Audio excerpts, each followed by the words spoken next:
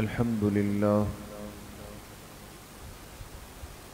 لله نحمده ونستعينه ونستغفره ونؤمن به ونتوكل عليه ونعوذ بالله من شرور أنفسنا ومن سيئات أعمالنا من يهده الله فلا مضل له ومن يضلل فلا هادي له ونشهد أن لا إله إلا الله وحده لا شريك له ونشهد أن سيدنا وسندنا ونبينا ومولانا محمدا عبده ورسوله صلى الله تعالى عليه وعلى آله وأصحابه أجمعين أما بعد فأعوذ بالله من الشيطان الرجيم بسم الله الرحمن الرحيم واتقوا فتنة لا تصيبن الذين ظلموا منكم خاصة واعلموا أن الله شديد العقاب وقال رسول الله صلى الله عليه وسلم ويل للعرب من شر قد اقترب صدق الله وصدق رسوله النبي الكريم ونحن على ذلك لمن الشاهدين والشاكرين والحمد لله رب العالمين. درود شریف پڑھ لیں. اللهم صل على محمد وعلى آل محمد كما صليت على إبراهيم وعلى آل إبراهيم إنك حميد مجيد. اللهم بارك على محمد وعلى آل محمد كما باركت على إبراهيم وعلى آل إبراهيم إنك حميد مجيد. میرے محترم دوستوں، بھائیوں اور بزرگوں، اس کائنات میں انسان کے پاس سب سے بڑی نعمت جو اللہ پاک کی طرف سے ہے وہ ایمان کی نعمت ہے. اگر یہ نعمت ہے اور باقی کچھ بھی نہ ہو تب بھی انسان کامیاب ہے، اور اگر سب کچھ ہو، دنیا کے اسباب بھی ہو، دنیا بھی ہو، لیکن خدا نخواستہ اگر ایمان نہیں ہے تو انسان ناکام ترین ہے. اس لیے جناب نبی کریم صلی اللہ علیہ وسلم نے اپنی امت کو ان حالات سے، ان فتنوں سے، ان آزمائشوں سے پہلے سے مطلع فرمایا جو ہمارے اس ایمان پر آنے والے ہیں. وہ کون سی آزمائشیں اور فتنے ہیں جو اس امت کو قیامت سے پہلے درپیش ہو جائیں گے، کیونکہ آخری امت ہے. اب اس امت اور قیامت کے مابین کوئی چیز حائل نہیں ہے.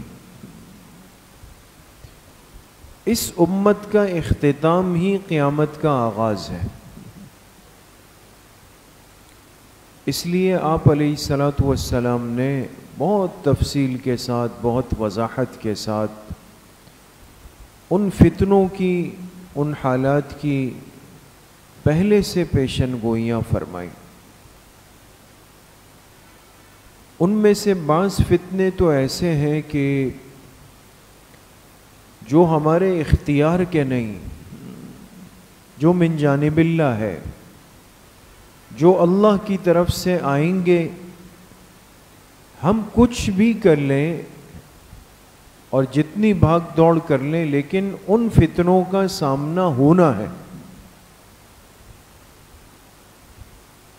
ایسے فتنے جو اس امت کے اختیار کے نہیں لیکن آئیں گے ضرور،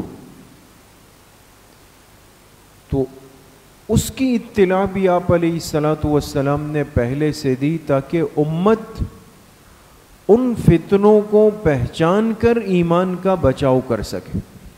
پتہ چل جائے کہ بھئی یہ جو چیز ہے یہ خیر نہیں، یہ شر ہی شر ہے. جیسے آپ علیہ الصلاۃ والسلام نے بہت تفصیل اور وضاحت کے ساتھ اور تنبیہ کے ساتھ فتنہ دجال کو بیان فرمایا۔ اب دیکھیں، دجال کا آنا اور پوری دنیا میں ایک فساد پھیلانا یہ یقینی ہے، اور اس کے آنے اور اس کے نہ آنے سے ہمارا کوئی تعلق ہے نہیں، ہمارے اختیار کی چیز نہیں۔ لیکن آپ علیہ الصلاۃ والسلام نے آخری وقت میں ہر فرض نماز کے بعد اس فتنے سے بچنے کی دعا فرمائی، صحابہ کو مطلع فرمائے، اس لیے کہ فتنہ دجال اتنا سخت ہے کہ جو براہ راست ایمان پہ اثر انداز ہوگا، اور یہ اتنا بڑا بہروپ ہے، اتنا بڑا بہروپیہ ہے کہ اپنے چال اور ڈھال کو، اپنے حلیے کو اتنا تبدیل کرے گا کہ اگر ایک صاحب ایمان کی نسبت اللہ سے مضبوط نہیں تو یہ اس کو پہچان بھی نہیں سکے گا، اس کے وار میں آ جائے گا۔ اس لیے آپ علیہ السلام نے پہلے سے نشاندہی فرمائی کہ وہ ایسا ہے، ایسا ہے، ایسا ہے۔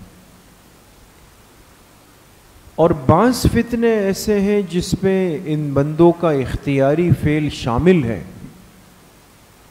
جو ہم سنتے ہیں کہ یہ حالات بنیں گے اور جھوٹ عام ہو جائے، خیانت عام ہو جائے، دھوکہ عام ہو جائے، قتل عام ہو جائے، حق تلفی عام ہو جائے، یتیموں سے بدسلوکی عام ہو جائے، گانے باجے عام ہو جائے، تو یہ تو انسان نے خود کرنا ہے۔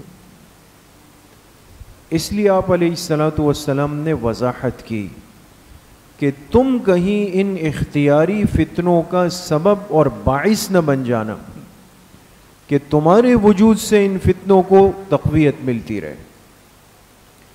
اس لیے میرے عزیزو، دوستو، بزرگوں، ہمارے محدثین نے جب فتن کی اور علامات قیامت کی روایات کو نقل کیا ہے تو محدثین نے یہ بات لکھی ہے کہ ہر زمانے کے اہل علم کی ذمہ داری ہوگی کہ اپنے ممبروں سے، اور والدین کی ذمہ داری ہوگی کہ اپنے بچوں کو ان فتنوں کے حالات سے باخبر رکھیں، تاکہ وہ فرق کر سکیں، اپنے ایمان کا بچاؤ کر سکیں۔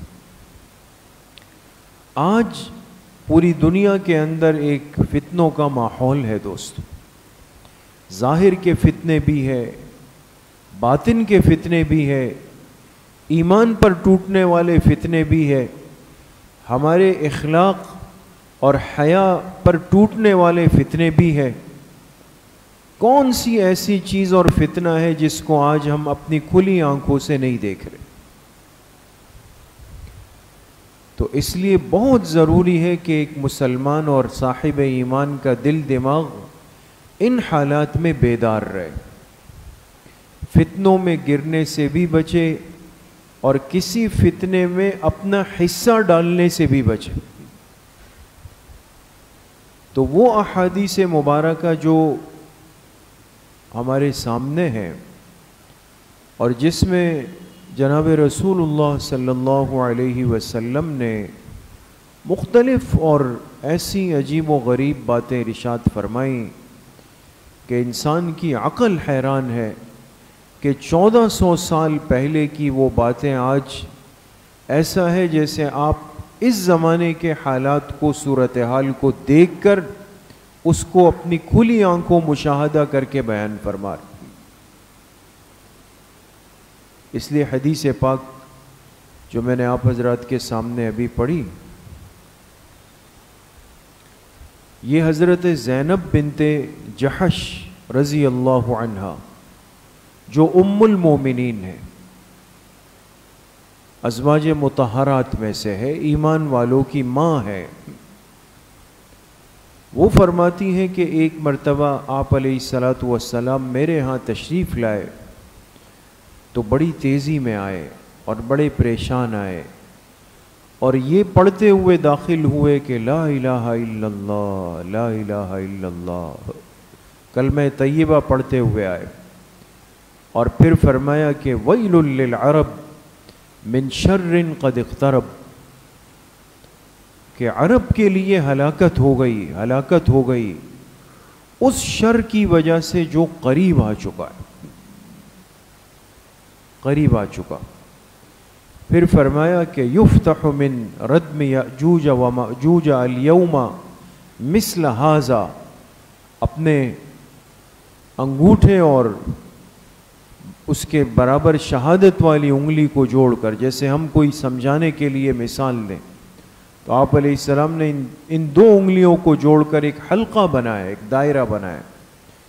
یفتح من ردم یأجوج ومأجوج اليوم مثل ھذا، فرمایا آج یاجوج و ماجوج کی جو دیوار ہے اس میں اس کے حلقے کے بقدر آج سوراخ ہو گیا ہے، شگاف پیدا ہو گیا اس کے اندر۔ آپ حضرات جانتے ہیں اور آپ نے سنا ہوگا کہ قیامت سے پہلے کے جو علامات ہے اس میں ایک بڑی علامت وہ خروج یاجوج و ماجوج ہے۔ ایک مخلوق ہے، قوم ہے کہ جن کو بند کر دیا گیا۔ سورہ کہف کے آخر میں اس کا تذکرہ ہے۔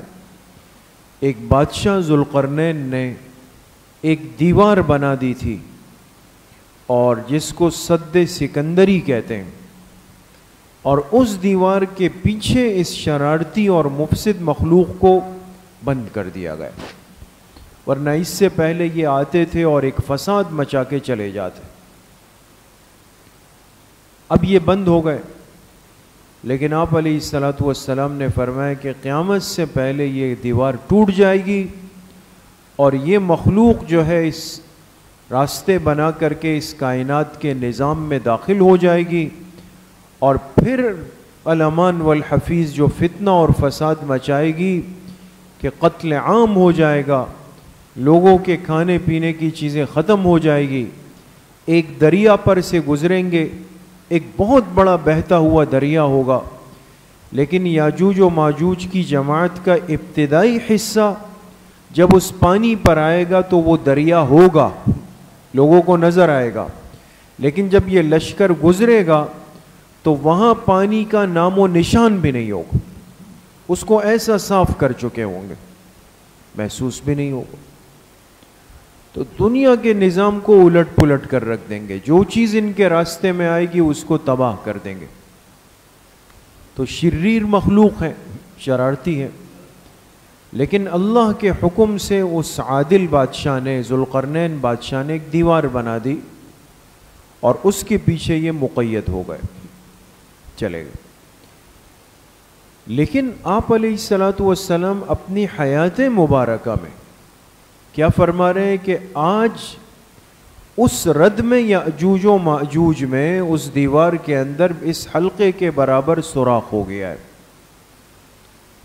یعنی یہ اشارہ تھا کہ فتنے گویا کہ میری امت کی طرف آنا شروع ہو جائیں گے، شروع ہو رہے میری امت پر۔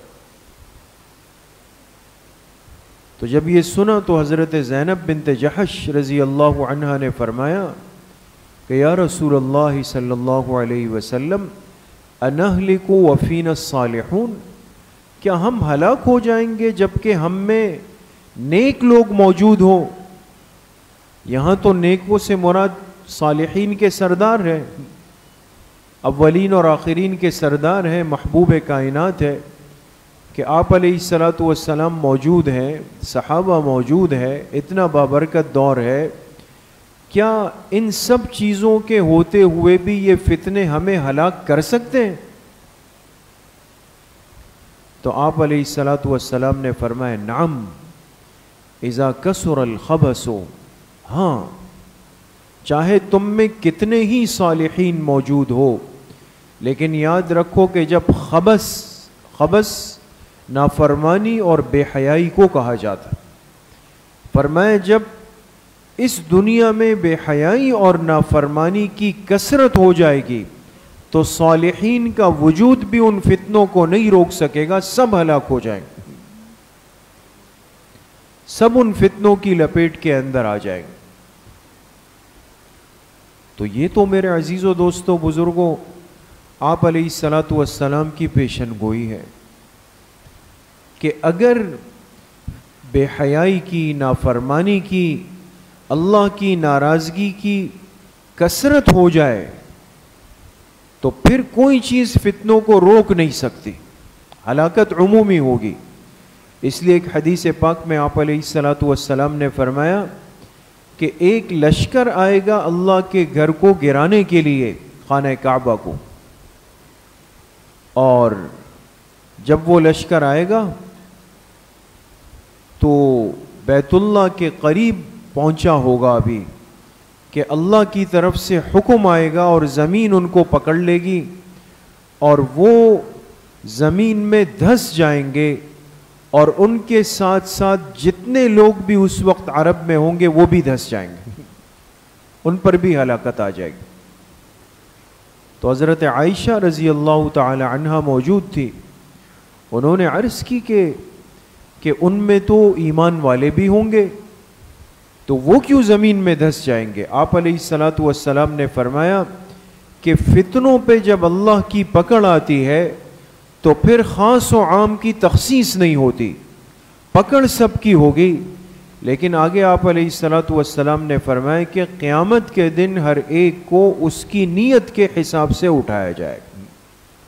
ٹھیک ہے، جو ایمان والے ہوں گے اور وہ ایمان کے ساتھ چلے جائیں گے تو وہ تو کامیاب اٹھیں گے، لیکن فتنے کی پکڑ کے وقت سب اس کی زد میں آ جائیں گے، پھر بچے گا کوئی بھی نہیں۔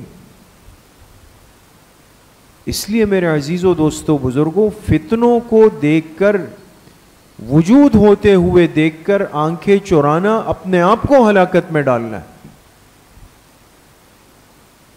اس لیے جب ایسی عجیب و غریب باتیں شروع ہو جائے، نئی قسم کی باتیں شروع ہو جائے، طرح طرح کے لوگ بیٹھ کر امت کو گمراہ کرنے لگ جائے، یہ ایسا وقت نہیں ہوتا کہ جس میں انسان کہے یار بس خاموش رہو، چلتے رہو۔ اگر اس وقت بھی علماء حق اور اہل علم وہ گونگے ہو جائیں اور اپنا کام چھوڑ دیں تو یقین کریں کہ ان کی یہ خاموشی یہ سب کو ہلاکت میں ڈال دے گی۔ علماء کا فتنوں کے سامنے کھڑا ہو جانا، علماء کا فتنوں کی نشاندہی کرنا، موقع بموقع لوگوں کو ان سے بچنے کی تلقین کرنا، یقین کریں یہ میرے اور آپ کے ظاہری حفاظت کا بھی بہت بڑا ذریعہ ہے۔ ہمیں تو بعض دفعہ برا لگتا ہے، ہم کہتے ہیں ان کا کوئی کام ہی نہیں بچا، بس لگ جاتے ہیں، کسی کے پیچھے لگ گئے تو لگ جاتے ہیں۔ وہ اس لیے لگ گئے کہ وہ اگر پیچھے نہیں لگے تو فتنے میرے اور آپ کے پیچھے لگیں گے، پھر ہلاکت ہو جائے گی۔ تو آپ علیہ الصلاۃ والسلام نے اس وقت نشاندہی فرمائی۔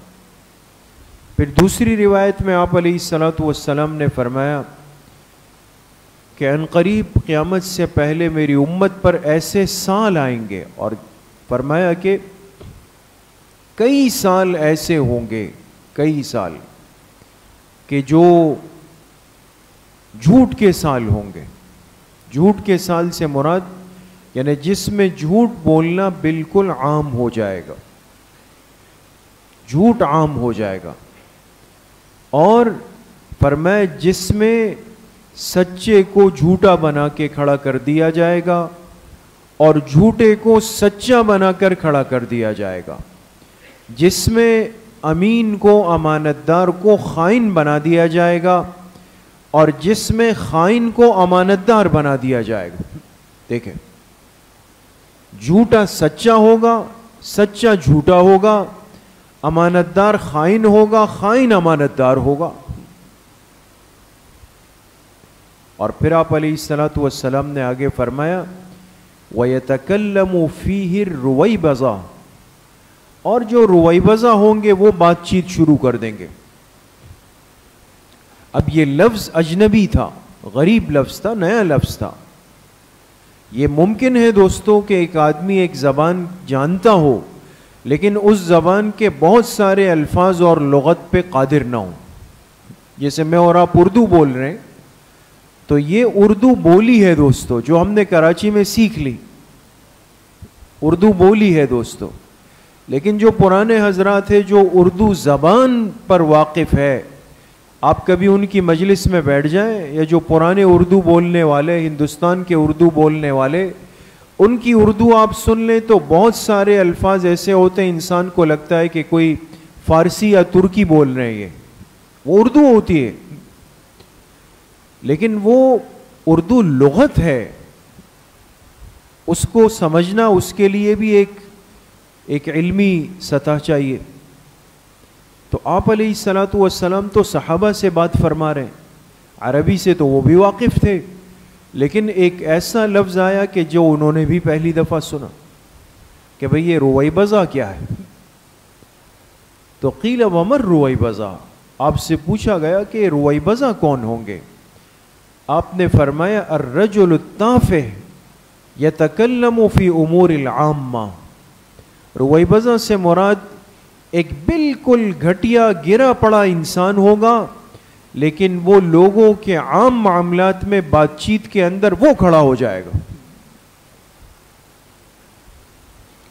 کوئی خاندانی پس منظر رکھنے والا، کوئی حسب نسب رکھنے والا، کوئی فہم اور ادراک رکھنے والا نہیں، ایک ایسا آدمی ہوگا جو بس بڑا بن جائے گا۔ کون ہے، کہاں سے آیا، کیا حیثیت ہے، اس چیز کو نہیں دیکھا جائے گا، لیکن وہ بڑا بن کے سر پہ آ کے بیٹھ جائے گا۔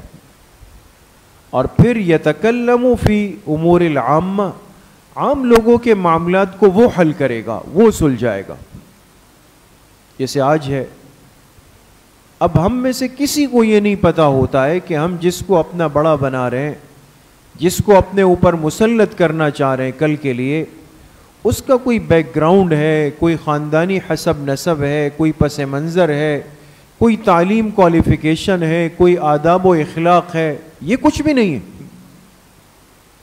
اس لیے آپ دیکھیں نا، کچھ عرصے بعد جب وہ ہم پہ بڑے بن کر آ جاتے ہیں، آپس میں کسی بات پہ الجھتے ہیں۔ آپ حضرات نے ہم سے زیادہ دیکھا ہوگا، آپس میں جب کسی بات پہ الجھ جاتے ہیں تو یہی ایجوکیٹڈ اور اپ ٹو ڈیٹ اور روشن خیال لوگوں کی زبانیں اور الفاظ آپ سنیں تو ایک شریف آدمی اس کو سننے کی تاب نہیں رکھتا۔ یہ ایسا طبقہ ہوتا ہے۔ تو یہ میرے اور آپ کے لیے تو پریشانی کی بات اس لیے نہیں کہ اللہ کے پاک پیغمبر ایسے طبقے کی نشاندہی فرما چکے ہیں کہ ایسے طبقے نے آنا ہے اور جھوٹا سچا ہو جائے گا، سچا جھوٹا ہو جائے گا، سب معاملات الٹ پلٹ ہو کر دنیا کے سامنے ہوں گے۔ جو لوگوں سے کہے گا بھائی تھوڑی سی فکر کر لو، احساس کر لو، ہلاک ہو جاؤ گے، غلط رخ پہ جا رہے ہو، تو کہا جائے گا کہ بھائی ان لوگوں سے ذرا بچ کے رہو، یہ تمہیں پرانی باتیں بتا رہے ہیں۔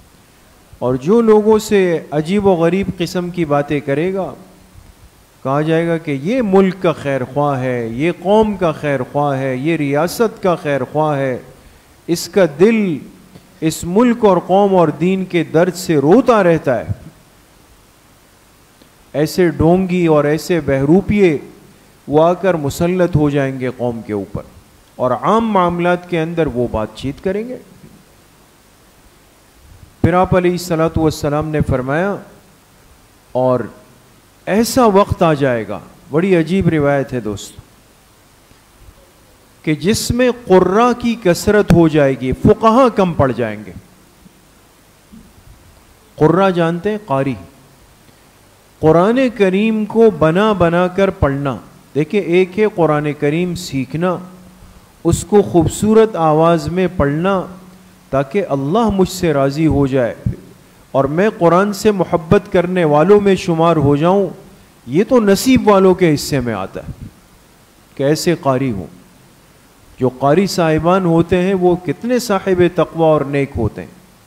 آپ دیکھیں نا، پہلے زمانے میں جو قراء حضرات ہوتے تھے، بعض دفعہ وہ نابینا ہوتے تھے، ان کو حافظ صاحب کہتے تھے لوگ، لیکن وہ تہجد کے پابند ہوتے تھے، تقوی طہارت کے پابند ہوتے تھے، اپنی زندگی کی حفاظت کرتے تھے۔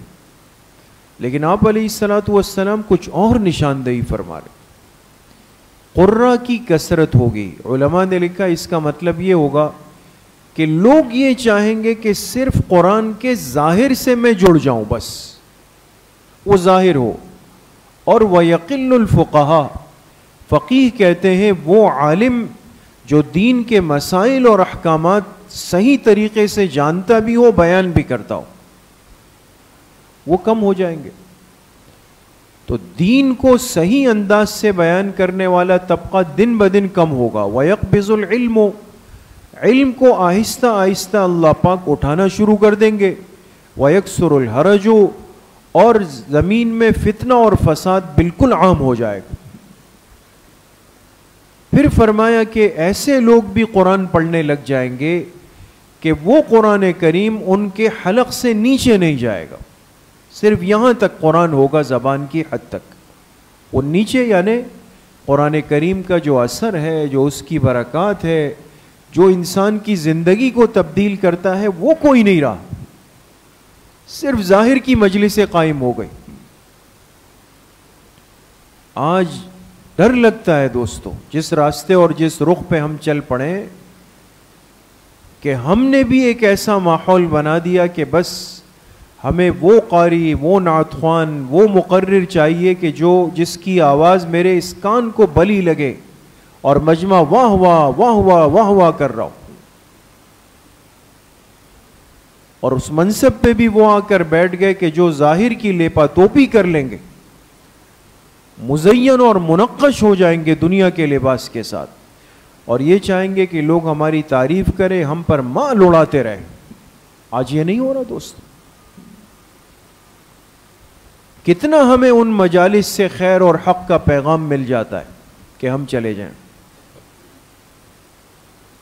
آپ علیہ السلام نے فرمایا یہ چیزیں ہو جائیں گی، اور بالآخر نتیجہ کیا نکلے گا اس کا؟ فرمایا بالآخر یہ ہوگا کہ اللہ کے ساتھ شرک کرنے والے وہ توحید پر چلنے والوں سے الجھ پڑیں گے. اس جملے پہ غور فرمائے دوست. اللہ کے ساتھ شرک کرنے والے وہ توحید کے راستے پر چلنے والوں سے الجھ پڑیں گے اور اپنے شرکیہ امور پر دلائل دینے لگ جائیں گے.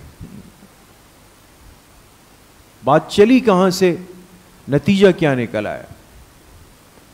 اب جو شرک کرتے ہیں اللہ کی ذات میں، صفات میں، قدرت میں، تصرفات میں، جو آج کی دنیا میں ہو رہا ہے دوست، کس مجلس میں ہماری ایسی بات ہوتی ہو کہ جس سے مجمع کو میں پیغام دوں کہ طاقت اللہ کی ہے، اللہ کا خوف پیدا کر لوں. لیکن کتنے دکھ اور افسوس کی بات ہے کہ ہم ایسی مجلسوں کو آج قائم کر لیتے ہیں کہ جس میں اللہ کی مخلوق کی طاقتوں کے تذکرے ہوتے ہیں کہ ان کے پاس یہ طاقت ہے، ان کے پاس یہ تصرف ہے، ان کے پاس یہ اختیارات ہے. اور اگر کوئی کہے کہ بھائی ایسا نہیں کرو، لوگوں کے عقائد کمزور ہو رہے، تو وہ آپ سے حیل و حجت اور مناظرے کے لیے تیار کھڑا ہوا ہے اور وہ دلائل دے رہا ہے. یہ دیکھیں نا احادیث کیا کہہ رہی ہے دوستو. کیا ان حالات کی بالکل ایک واضح تصویر آج ہمارے سامنے نہیں ہے کہ میں الٹا سیدھا غلط سلط کر کے ایمان، عقیدے، اعمال، اخلاق، آداب کے ساتھ کھلواڑ کر کے تب بھی اس بات پہ جم کے کھڑا ہوا ہوں کہ جی میرے پاس دلیل موجود ہے، کوئی آ جائے میرے سامنے بیٹھ جائے. آپ علیہ السلام نے فرمایا یہ ہوگا. اہل شرک وہ اہل توحید کے سامنے کھڑے ہو کر حیل و حجت کرنے لگ جائیں گے.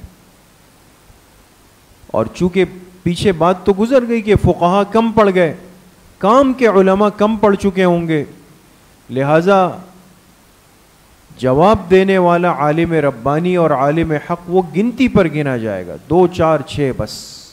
آج دیکھیں نا کوئی مصیبت جب ہم پر ٹوٹتی ہے کہتے ہیں اب بھائی کون اس کا جواب دے، بھائی کوئی تو ہو نا جو بات کرے. اب آپ بتائیں اس ملک کے پاکستان میں وہ کتنے ہمارے علماء ربانیین ہیں کہ جس کے بارے میں واقعی لوگ کہیں کہ یہ انہوں نے کہا ہے تو مان لیں، انگلی کے پوروں پہ گنے جا سکتے. کیوں؟ اس لیے کہ علماء آہستہ آہستہ آہستہ ایک کے بعد کر کے ایک کے بعد ایک کر کے چلے جائیں گے، کام کے افراد کم رہ جائیں گے۔ پھر آپ علیہ الصلوۃ والسلام نے فرمایا کہ ایسا وقت آ جائے گا کہ ایک انسان کو مجبور کر دیا جائے گا کہ یا تو وہ بدکاری کو اختیار کر لے، یعنی بدکاری کی زندگی کو، یا پھر وہ اپنے آپ کو احمق کہلوانا منظور کر لے۔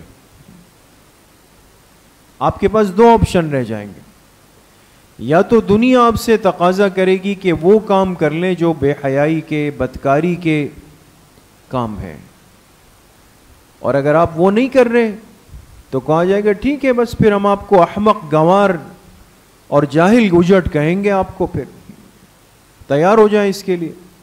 اللہ کے پاک پیغمبر نے فرمایا اگر ایسے حالات آ جائیں تو بدکاری کے راستے سے بچ جانا، اپنے آپ کو احمق کہلوا دیں، چاہے دنیا تمہیں احمق کہے، بیوقوف پاگل کہے، اجڑ جاہل کہے، اس کو لے لینا، لیکن بے حیائی اور بدکاری کے آپشن کو اختیار نہیں کرنا۔ آج ہماری مجلسوں میں، ہماری تقریبات میں کیا ہو رہا ہے دوستو؟ یہ باتیں بار بار نہیں ہو گئی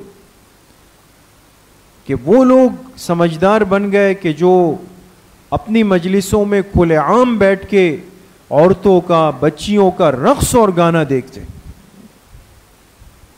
یہ ہماری مسلمان بچیاں اور بہنیں جو دوپٹہ اتار کے، عجیب و غریب لباس پہن کر نامحرم مردوں اور مجموعوں کے سامنے آج ناچ رہے ہیں، لیکن وہ طبقہ سمجھدار بن گیا، ویل ایجوکیٹڈ بن گیا، وہ روشن خیال بن گیا، وہ اس دنیا کے لیے قابل قبول بن گیا۔ لیکن جس نے کہا نہیں بھائی یہ بے حیائی ہے، یہ تو ہم نہیں کرتے، جس نے کہا بھائی ہمارے گھروں کی عورتیں تو بے پردہ نہیں نکلتی، تو آپ کے اوپر لیبل لگ گیا، چسپاں ہو گیا کہ بھئی آپ تو پرانے گنوار لوگ ہو، آپ لوگوں کی سوچ بھی پست ہے، آپ لوگوں کے خیالات بھی پرانے ہیں، آپ دنیا کے ساتھ چل ہی نہیں سکتے ہو۔ وہ وقت آ گیا نا دوستو۔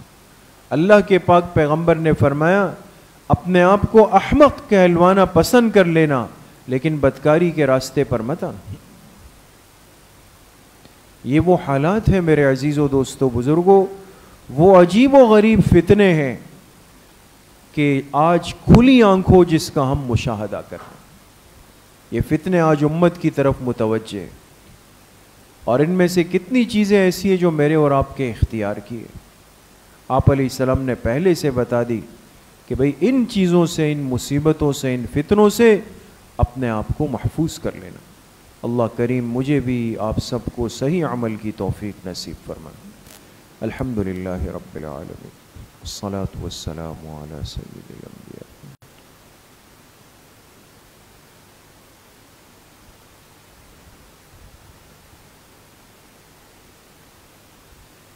وصلی اللہ وسلم علی نبینا محمد وآلہ واصحابہ اجمعین برحمتہ۔